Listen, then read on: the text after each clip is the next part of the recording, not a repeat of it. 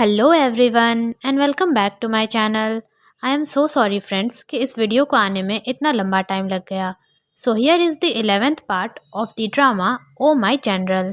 तो बिना देरी के चलो एक्सप्लेनेशन शुरू करें। में हमने देखा था कि यूजिन येज़ाओ और हुली को एक साथ देखता है और उसे ये बिल्कुल भी अच्छा नहीं लगता। वहीं येज़ाओ जब यूजिन को देखती है तो उसे लगता है कि यूजिन जेलस हो रहा है।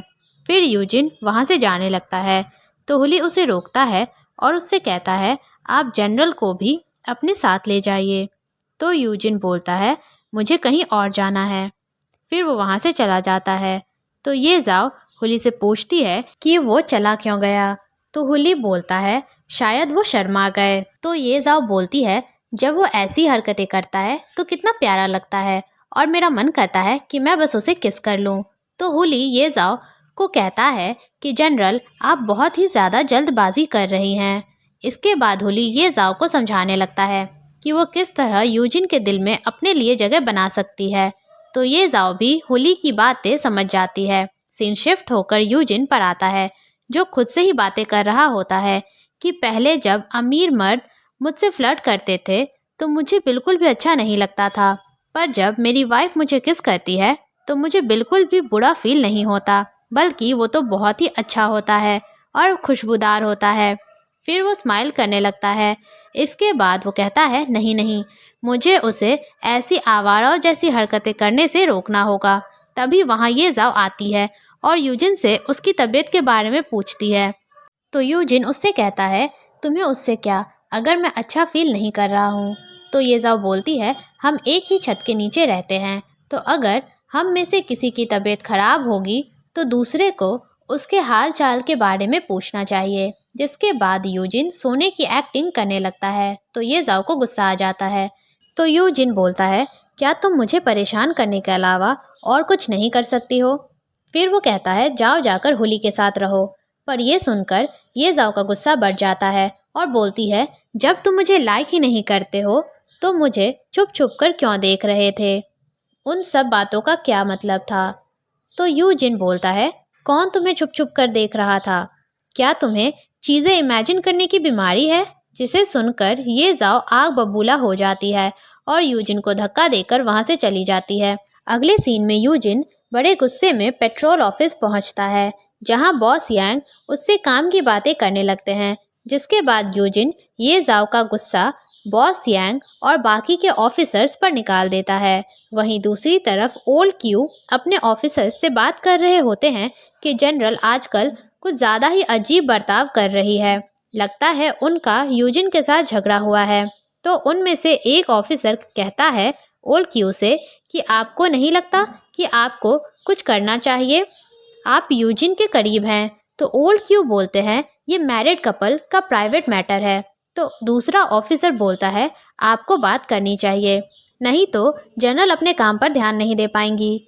तो ये सब सुनकर ओल्ड क्यू यूजिन से बात करने के लिए मान जाते हैं। नेक्स्ट सीन में यूजिन झपकियाँ ले रहा होता है, तभी उसके पास ओल्ड यांग आते हैं और उसे पेट्रोलिंग पर चलने के लिए कहते हैं। फिर जब यूजिन जा रहा होता है तभी वहाँ ओल्ड क्यू आते हैं और यूजिन से जनरल और उसके बीच की प्रॉब्लम के बारे में पूछने लगते हैं। तो यूजिन उन्हें बताता है कि ये जाओ उसके साथ सोना चाहती है पर वो ऐसा नहीं चाहता। तो ओल्ड क्यू उसे समझाने की कोशिश करते हैं कि हस्बैंड वाइफ के बीच में ये सारी चीज़ें तो होती ही है, पर यूजिन उनकी बातें नहीं सुनता और वहाँ से चला जाता है। सीन शिफ्ट होता है और ओल्ड क्यू को उनके ऑफिसर्स के साथ दिखाया जाता है जो कि उनसे पूछते हैं कि क्या आपने यूजिन से बातें की, क्या ये तरीका काम आया। तो ओल्ड क्यू उन्हें बताते हैं कि ये प्रॉब्लम बहुत ही कॉम्प्लिकेटेड है। जनरल यूजिन को वैसे ही जीतना चाहती है जैसे उन्होंने पिछले सारे जंगें जीती हैं। तो उनमें से एक ऑफिसर इस प्रॉब्लम को सॉल्व करने के लिए अपना आइडिया बताता है, पर वो आइडिया किसी को भी पसंद नहीं आता और उसी वक्त वहाँ ये जाओ आ जाती है। तो जनरल को देखकर ओल्ड क्यू और बाकी ऑफिसर्स टॉपिक चेंज कर देते हैं और ये जाओ के पूछने पर कि वो किस बारे में बात कर रहे थे तो ओल्ड क्यू उसे बताते हैं कि वो सभी प्रिंस यूनो की सिक्योरिटी के बारे में बातें कर रहे थे। तो हुली उन्हें बताता है कि उन दोनों ने उन सभी की सारी बातें सुन ली हैं। इसके बाद ये जाओ ओल्ड क्यू से पूछती है कि यूजिन ने क्या कहा। तो ओल्ड कियो उसे बताते हैं कि यूजिन को लगता है कि आप उसे जीतने की कोशिश कर रही हैं, जिस वजह से यूजिन को ऑकवर्ड लग रहा है। तो ये जाओ हुली से पूछती है कि ऑकवर्ड का क्या मतलब होता है। तो हुली उसे इस वर्ड का मतलब समझाता है। इसके बाद ओल्ड क्यू और बाकी ऑफिसर्स वहाँ से चले जाते हैं, जिसके बाद हुली ये जाओ से पूछता है कि क्या आपने हार मान ली है। तो ये जाओ बोलती है बिल्कुल नहीं। फिर वो कहती है इस वाइट लियोपार्ड यानी यूजिन को वश में करना तो जंग जीतने से भी ज़्यादा मुश्किल है। तो हुली ये जाओ को कुछ समझाने की कोशिश करता है, पर ये जाओ उससे कहती है तुम्हें क्या लगता है तुम्हारी बातें मेरे समझ में आ रही हैं। फिर वो कहती है तुम्हारी ये तरकीबें जाओ यूजिन पर काम नहीं करेंगी। अगले सीन में यूजिन ये जाओ के लिए ड्रेस का डिज़ाइन बना रहा होता है, तभी वहाँ ये जाओ आ जाती है।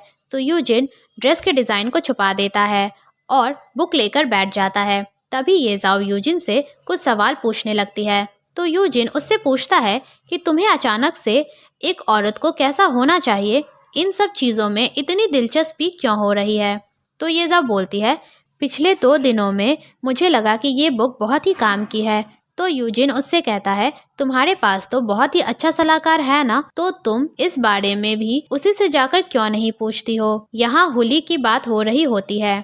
फिर वो कहता है तुम दोनों एक साथ ही बड़े हुए हो, यहाँ तक कि उसने तुम्हारे लिए डिवोर्स लेटर भी लिखा है, क्या पता आगे जाकर तुम दोनों शादी भी कर लो।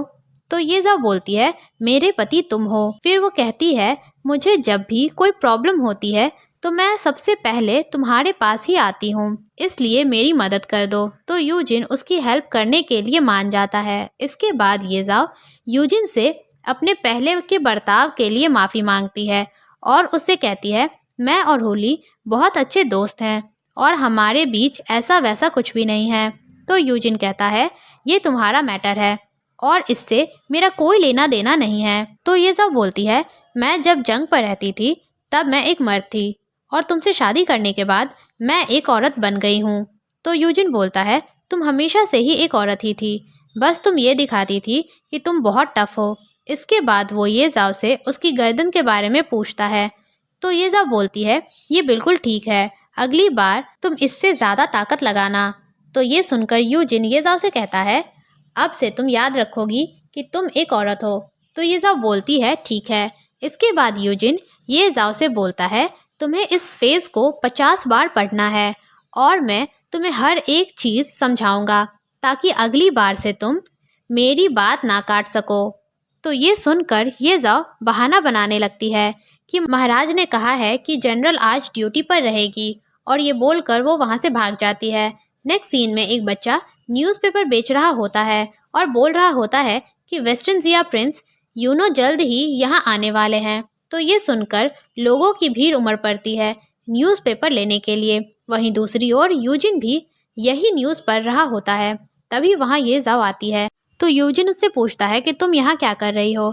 तो ये जाव उसे बताती है कि मुझे सुपरवाइज करने के लिए भेजा गया है क्योंकि वेस्टर्नजिया के लोग जल्द ही यहाँ आने वाले हैं।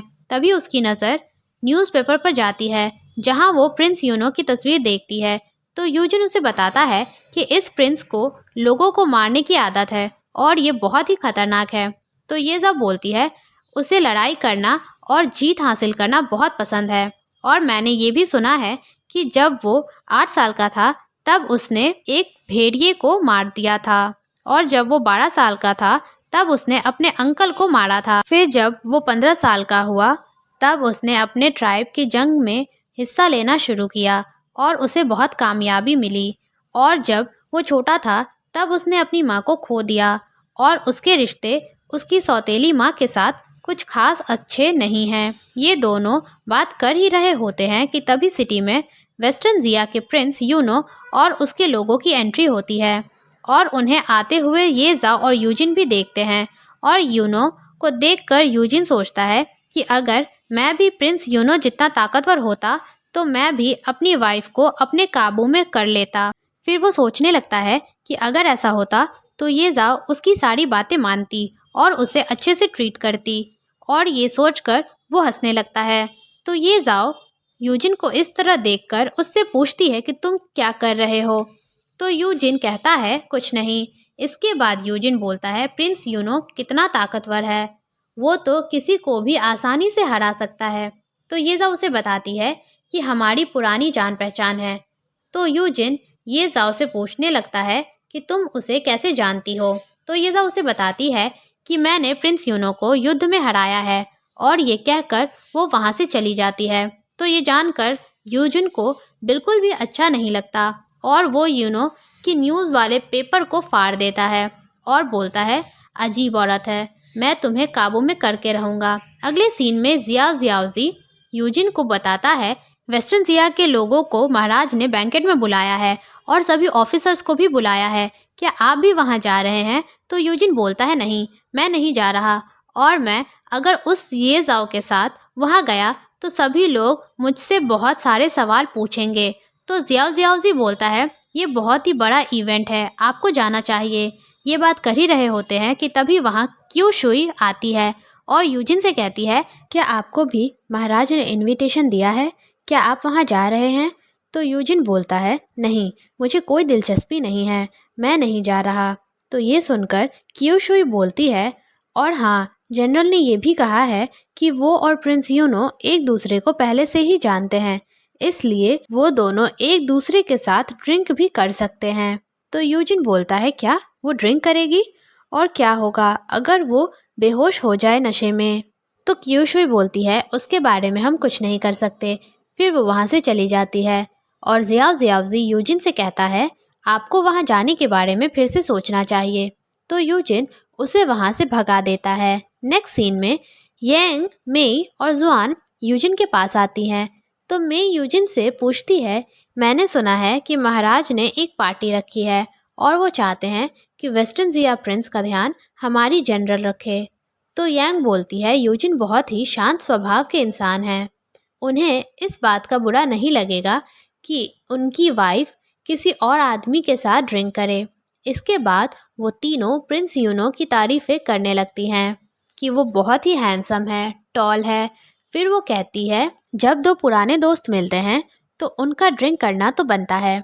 इसके बाद वो कहती हैं, अगर ड्रिंक करते करते उन्हें पुरानी बातें याद आने लगी तो क्या होगा, और फिर अगर उन्होंने एक दूसरे के कंधे पर हाथ रख दिया तो यूजिन उनकी बातें काटते हुए बोलता है, नहीं, ऐसा नहीं हो सकता। और ये सब सुनकर वो पार्टी में जाने के लिए तैयार हो जाता है। सीन शिफ्ट होकर ये जाओ पर आता है, जिसके पास भी यांग, मेई और जुआन आती हैं और ये जाओ को बताती हैं कि यूजिन को शर्म आ रही थी क्योंकि उनकी ऑफिशियल पोजीशन बहुत ही नीची है और इसलिए वो ग्रीन रोब नहीं पहनेंगे, उसकी जगह वो जुनवैंग का पर्पल रोब पहनेंगे। उसके बाद यांग कहती है, जनरल आपको यूजिन से मैच करते कपड़े पहनने चाहिए। तो ये जाओ कहती है, हमें पहले यूजिन से पूछना चाहिए। दूसरी तरफ यूजिन अपने कपड़े ट्राई कर रहा होता है, तभी वहाँ मेई आती है। यूजिन को बताती है कि जनरल ने कहा है वो वही कपड़े पहनेंगी जो आप उन्हें पहनने को कहेंगे। तो यूजिन बोलता है, ये जाओ से कह देना कि उसे ये सब करने की ज़रूरत नहीं है, उसे जो भी पहनना है वो पहन सकती है। और बोलता है, ये पार्टी बहुत ही ज़रूरी होने वाली है, इसलिए उसे कपड़े मेरे कपड़ों से मैच करते हुए पहनने चाहिए। कैसा रहेगा अगर मैं जुनवैंग की वाइफ के कपड़े उसे पहनने के लिए दूँ? तो मेई कहती है, ये तो बहुत अच्छा रहेगा, मैं अभी जाकर ये बात जनरल को बताती हूँ।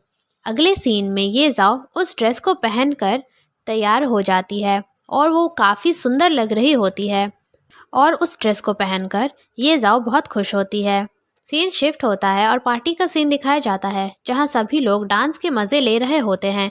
इसके बाद राजा प्रिंस यूनो और उसके लोगों का स्वागत करते हैं। इसके बाद प्रिंस यूनो अपना आभार प्रकट करता है महाराज के स्वागत के लिए। फिर वो महाराज को एक गिफ्ट देता है। तो ये जाओ यूजिन से पूछती है कि ये क्या है। तो यूजिन उसे बताता है कि वो एक हेलन इंकस्टोन है। तो ये जाओ को समझ में नहीं आता, तो वो फिर से पूछती है कि ये क्या होता है। तो यूजिन उसे बताता है कि ये एक तरह का इंकस्टोन है और प्रिंस यूनो इस तरह की क्वालिटी वाले इंकस्टोन से अंकल को बेवकूफ़ बनाना चाहता है। तो ये जाओ कुछ सोचने लगती है और इसी के साथ ये पार्ट यहीं एंड होता है। Thanks for watching.